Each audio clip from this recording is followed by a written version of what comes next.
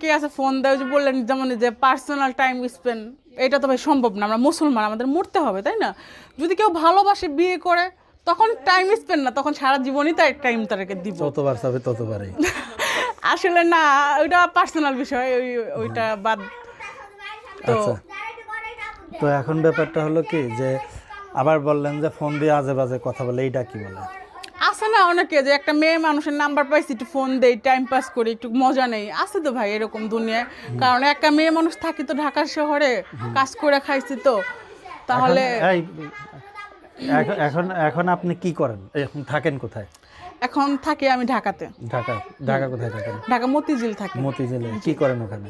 এখানে বললাম না কাজ করতাম। ও বাসায় বাসায় কাজ হ্যাঁ করতেন? কাজ করতাম, এখন বর্তমানে কোনো কাজ কাম করতেছি না। এখন এভাবে আপনি চলতেছেন? এখন চলতেছি কিভাবে, এখন কষ্ট হইতেছে দেখেই তো মনে করেন, কারণ ইচ্ছা করে তার কেউ কোনোদিন প্রতিবেদনের সামনে আসে না, তাই না? প্রতিবেদন তার ভালো জিনিস না, প্রতিবেদনের সামনে এসে কেউ মনের মানুষ প্রতিবেদন খোঁজে না। খারাপ জিনিসটা প্রতিবেদন হয়েছেন কেন?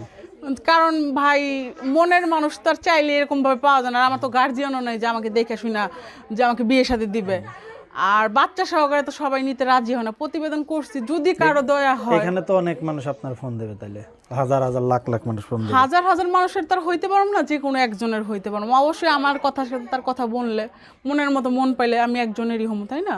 হাজার হাজার জনের তার হমু না। আচ্ছা, অনেকে বলে যে ভাই যে টাকা, বিয়ের কথা বলে টাকা চায়, হুম। বিয়ের কথা বলে টাকা চায় পরে। না ভাই, আমার বিয়ের কথা বলে টাকা পয়সা চাওয়ার নেই। যার আমার ভালো লাগবো আমি যেখানে থাকি আইসা দেখা আমার বিয়ে করে নিয়ে চলে যাবো। আচ্ছা, ঠিক।